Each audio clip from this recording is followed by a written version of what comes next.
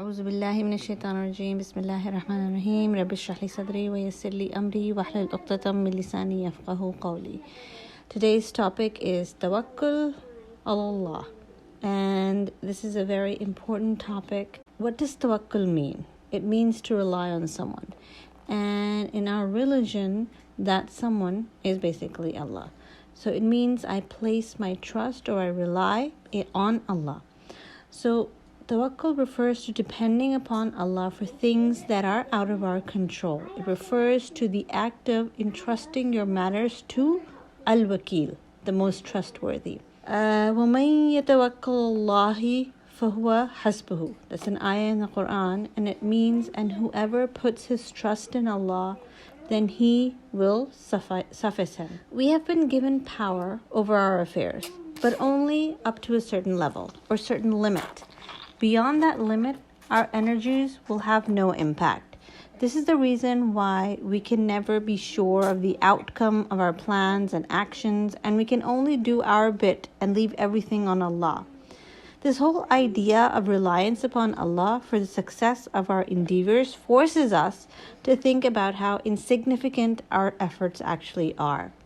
We could be putting our heads and souls into the task, and yet we may not get anything out of it until Allah decides otherwise.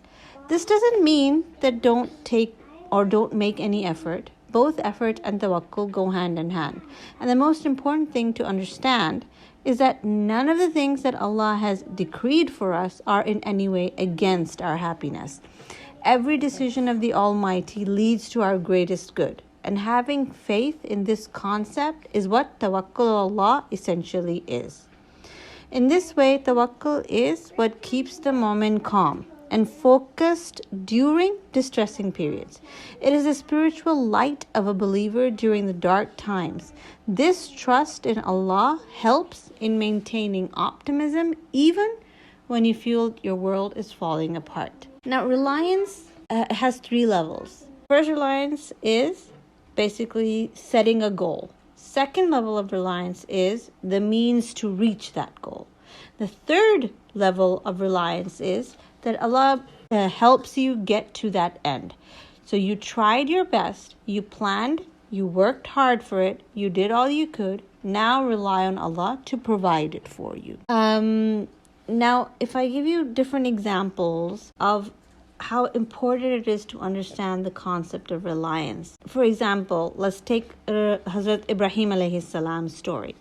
That Allah commanded him to build the Kaaba, a huge structure for his time. It was so huge that it could be seen from far off places. The houses were small. So the Kaaba at that time was a huge, enormous structure. And Allah had asked him to build it. And so he built it.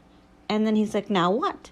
So Allah commanded him to give the adhan for Hajj. And he did it. He did whatever Allah asked. But did he see people respond to his adhan for Hajj during his lifetime? No, he did not. Now, if we put ourselves in that position, what would we consider this situation? If I was in his place and if I said that, okay, I did this, I did the project, I put all my effort in it, and I gave the adhan, now where are the people? And nobody came. I would actually consider myself a failure. That is the concept of tawakkul. You do your 100% and then have faith in Allah that whatever is to happen now is going to happen from Allah. Hazrat Ibrahim alayhi salam didn't look at it as a failure. I mean, I would if I was in his shoes, but he didn't. His tawakkul is so amazing that he knew he had used all his means. He knew he had done what he could do in his power, and then he left it in Allah's hands. The Prophet ﷺ said, Allah will accept your prayer as long as you don't hurry it, as long as you don't force it. So what do we understand from this hadith as well? How does it connect to tawakkul? So the companions asked the Prophet, what does it mean to not hurry? And what does it mean to not force something? And the Prophet actually answered them and told them that not forcing something or not hurrying something, especially in regards to prayer, is when we start saying that, Ya Allah, I prayed to you, I called on you, but you didn't accept my prayer. Ya Allah, I prayed to you and you didn't listen. Ya Allah, I made dua to you and you didn't accept it. Well, we have to understand that acceptance is in Allah's hands. What we have to do is we have to make the effort, we have to make the dua, and then leave it in Allah's hand. Now let's look at the example of Hazrat Ayyub alayhi salam. Hazrat Ayyub alayhi salam was an amazing personality. His character, his personality, everything was amazing. He was a beautiful man. For 80 years, Allah had bestowed him with wealth and health and blessings of all sorts. He was a pious person. He was a prophet. People would come to him for advice. People would, please tell us how to do this, do that. He had lands. He had, so much wealth he would give to the poor. He had 14 children, 7 boys and 7 girls, and Allah had blessed him immensely. And then you know what happened? A virus, not very different from the coronavirus. He was inflicted with a virus, with a bacteria, with some sort of disease that not only wiped out everything, but it took everything from him. One by one, his children got taken away. All 7 boys, all 7 daughters, his wealth, his lands, everything got taken away. And in the end, his health was taken away from him as well. It was said that only 2 organs of his body were actually working. And you know what those 2 organs were? His tongue and his heart. That's it. He was not able to move properly. He was not able to do anything.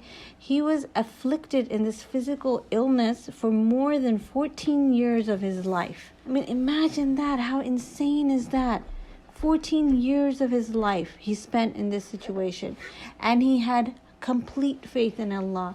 Do you know what he said? He did not be ungrateful in any way. He did not say, oh Allah, why was I put in this? I was a pious man. I did all that you asked me to do, and yet now I'm in this situation. No. All he said was, Inni massani ad-durru wa anta arhamur rahimin.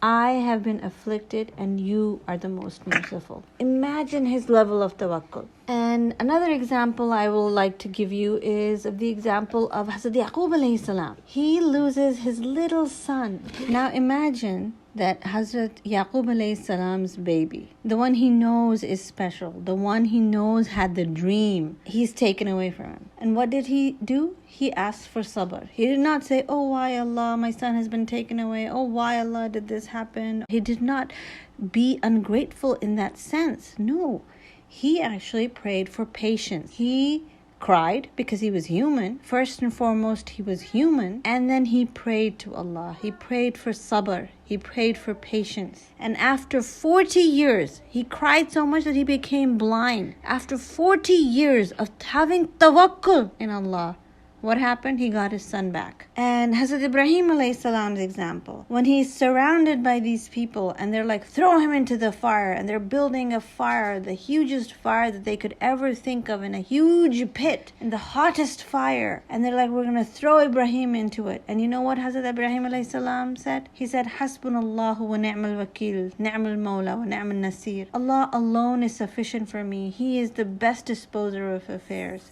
He is my Lord and He is my helper. He is my friend. This is why Allah has actually said that Hazrat Ibrahim alayhi salam is Khalilullah. What does Khalil mean? It means friend. Friend of Allah. Imagine that. Rasulullah sallallahu alaihi wasallam, he said that after Rasulullah, if there's anybody else who you have to pray darood for, it's Hazrat Ibrahim alayhi salam. That is why in every prayer we pray Allahumma salli ala Muhammadin wa ala ali Muhammadin kama sallayta ala Ibrahim wa ala ali Ibrahim innaka Hamidum Majid. We're praying for the entire household of Hazrat Ibrahim alayhi salam. That is the level of tawakkul these people had. They were human first and foremost. It wasn't because, Allah knew that, this person is a prophet, therefore he's going to be a good human. No, that person was a good human, which is why he became a prophet in the first place, because he was a good human. We have to focus on the fact that they were human first. We are human. We cannot obviously reach the level of prophethood, But we are also human just like they were. They also had feelings. They also cried. They also had that same heart that we do. But how much belief that they filled their heart with is what's important for us to understand. What we have to realize is from what we learn from these incidents, and there are many stories like this. Hazrat Nuh alayhi salam, his story, when people are making fun of him, that you're in the middle of the desert and you're building a boat, an ark. It hasn't rained in years here, and you're making a boat here? And they laughed and they made fun of him. But Hazrat Nuh alayhi salam had tawakkul. He had faith that Allah is, sufficient. He will do everything. He asked me to do this. He will bring me out of it. I have tawakkul in Allah. Allah is enough. Hazrat Yusuf alayhi salam, he was in prison. He had been undergone so much torture. It had been said that he is the one who was doing the wrong, and he was first he was thrown in the well by his brothers. Now he was in jail because of something he didn't do. But every time, what did Hazrat Yusuf alayhi salam say? He didn't say, oh my gosh, I've always been good, and now Allah, why is all this happening to me? No. He had so much tawakkul, he kept saying, Allah is enough for me. Allah is sufficient for me. That's it. They all prayed for strength. They all prayed for sabr. And they knew that Allah had a plan, and Allah's plans are always good. What we learn is that we have to realize that our deficiencies, our weaknesses, we have them. And there's only so far that we can go as a human. Those deficiencies and those weaknesses can actually be very beautiful if we exert ourselves completely in them. I have a limit, yes, I have a weakness, and I know that's as far as I can go. But within my boundaries, I've exerted myself to make sure that I've done whatever action I could. I've made whatever dua I needed. I did the best I could. And then I left it on Allah. After doing it with the best of my ability, then I rely on Allah. And that's when I say, Ya Allah, I did my best. As a parent, for example, I worked hard for my children. I provided for my children. I guided them. I gave them Islamic education. I gave them the Islamic environment. I did whatever I could. Now it's in your hands. Now make them pious. Now make them good. Same thing goes for if you search for a spouse. Ya Allah, I searched for a spouse. I made dua that I get the right person. I did istikhara. What is istikhara? Istikhara is a tawakkul in Allah. It's a prayer. I did my dua. I sought consultation from people around me. And tomorrow I'm getting married. Ya Allah, I rely on you. You know, and I do not know. Tawakkul teaches us we don't have everything in our hands. And this is the misunderstood concept of tawakkul. That we just sit back, relax, and say, we're not going to do anything because you know what? I have tawakkul in Allah. That is not tawakkul. If we do not make an effort, and yet we expect Allah to grant us the wonders of the world, that is not tawakkul, sisters. We say stuff like this very often, that you know what? If Allah wanted to happen, it will happen. Yes, it is. But we have to make an effort. For instance, if I'm sick, would I not take medicine to get better and then also have faith in Allah that Allah will heal me? I mean, it's a silly thing to, I break my leg and I'm like, you know what? I don't have to go to the hospital to get my leg fixed because you know what? Allah is enough for me. That's not going to happen. I'm going to go to the hospital. I'm going to get my leg fixed. I'm going to take my medication. I'm going to get the stitches I need. I did my effort, and then I pray to Allah to heal me completely. Then I pray to Allah to fix me or to help me. There's a hadith that we all hear about very often, that even the birds, they have tawakkul in Allah. They leave their homes in the morning with an empty stomach, relying 100% on Allah, that they will get their food, their bread in the day. They go out and they return at night to their homes with a full stomach because they relied on Allah. That is tawakkul Allah. The Prophet ﷺ said, if you come one handspan towards Allah, Allah will come one arm's length towards you. If you walk towards Allah, He will run towards you. We have to make that effort. We have to go that distance for Allah to come towards us. And Allah always comes towards us. Always. And if we say that, I made dua, but Allah did not accept it. No. We talked about this in the dua lecture, that there are 3 forms of dua acceptance. Duas are always accepted. We have to admit that. We have to accept that the duas are always accepted. There are 3 forms of acceptance. Number 1, when you pray the dua, you make the dua and it's accepted immediately. You see the results immediately. The second is when that dua is actually equivalent to saving you from a disaster that could have happened. It refrained from the harm to reach you. The third is that it gets saved for you for the akhirah. It becomes a blessing for you for the akhirah. You have to make the effort and then make the dua. This is what we see in the companions of the Prophet and the prophets and the Sahabas and everybody. What they did was, foundation of their lives was, things that they taught their children was to rely on Allah. Have faith in Allah. The Prophet ﷺ said, if ever you need anything, you ask Allah first. Even if you break your shoelace, you ask Allah first. There's an ayah in the Quran that says, لا تقنطوا من رحمة الله. Don't ever lose hope in Allah's blessings. Allah is always there. Allah is always watching. Allah loves us 70 times more than our mother. And Allah changes not the condition of a people until they first change the condition within themselves. This is an ayah of Surah Ra'd, ayah number 11, that until you don't make the effort, until you don't want that change in yourselves, Allah will not help you. And Allah only helps those who help themselves. Tawakkul is to tie your camel and then leave it in Allah's hands. Effort and tawakkul go hand in hand. You will lock your car. You will lock your luggage before going somewhere. If somebody wants to steal your car or steal your luggage, they're going to do so anyways. Even if your car door is locked, luggage is locked. If it's meant to happen, it will happen. But the point is, you have to have tawakkul Allah to make the effort, lock your car, and then pray to God. Hasbi Allahu la ilaha illa huwa alayhi tawakkaltu wa huwa rabbul arshil azim. Sufficient for me is Allah. There is nothing worthy of worship except for Him.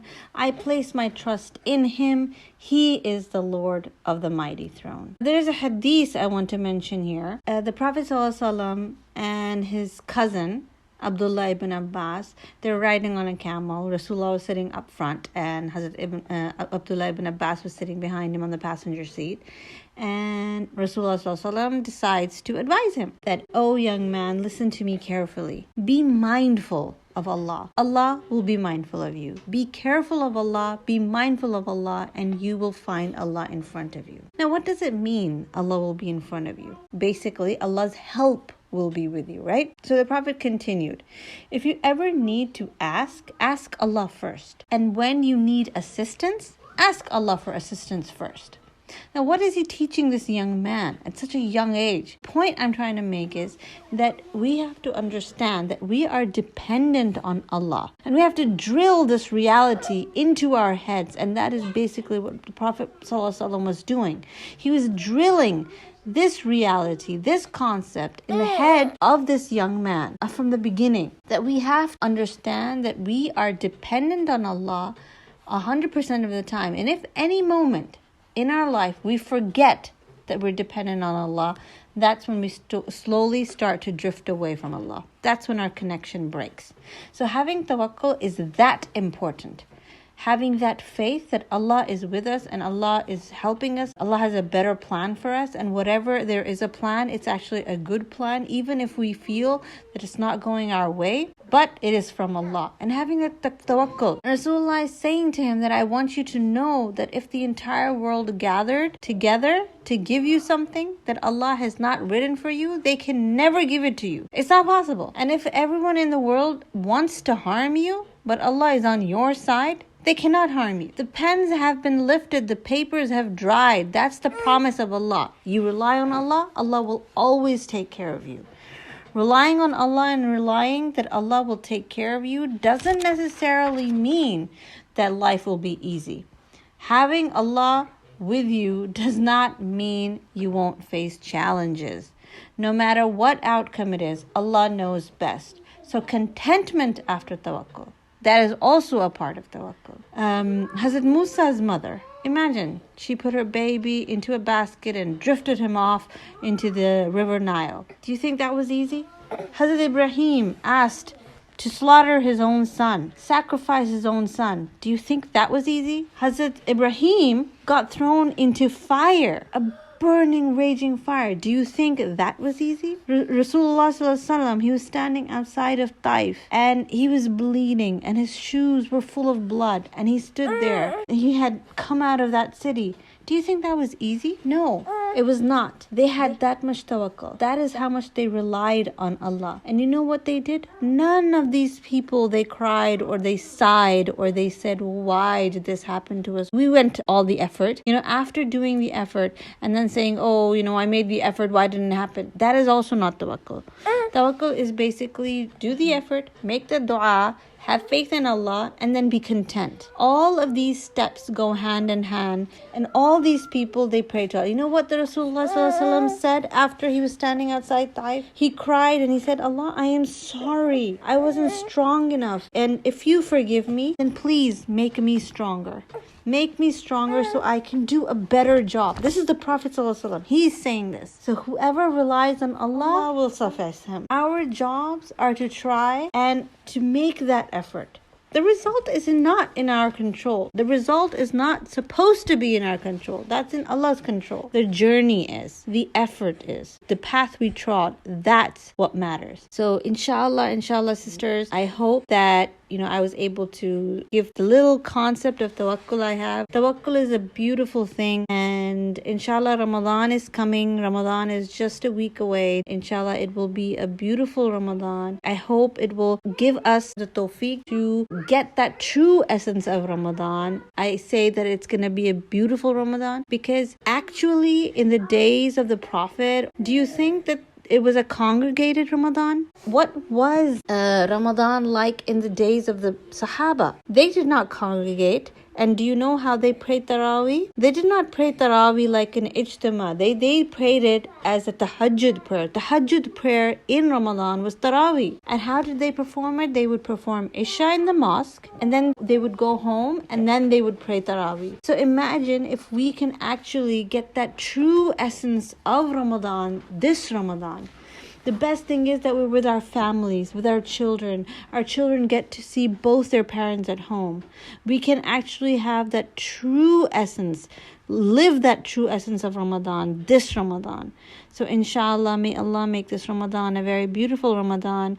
I will inshallah see you guys next Friday for our next halaqa. May Allah accept our prayers and our efforts and grant us complete tawakkul in Him, and protect us from this coronavirus, and may Allah accept all our du'as and keep us healthy and safe, and those who are ill, may Allah grant them health. May Allah protect the entire Muslim ummah. Inshallah. Alhamdulillah.